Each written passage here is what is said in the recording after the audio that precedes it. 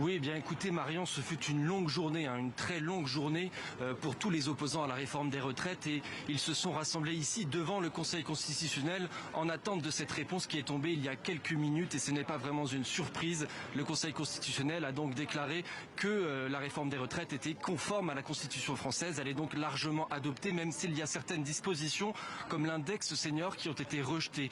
Alors il y avait aussi un deuxième point sur lequel devait statuer aujourd'hui le Conseil constitutionnel. Il s'agit du référendum d'initiative partagée et sur ce sujet, le Conseil constitutionnel déclare qu'il n'est pas conforme à la Constitution française. Il n'y aura donc pas de vote, il n'y aura donc pas de référendum. Alors vous pouvez le voir derrière moi, le dispositif policier est très important évidemment. Les services de l'État s'attendaient à des débordements. Vous pouvez le voir derrière moi, il y a même une barricade qui a même été érigée pour empêcher les manifestants de rentrer dans le Conseil constitutionnel. Les manifestants à qui j'ai pu discuter bien sûr aussi entre déception et colère aussi bien sûr.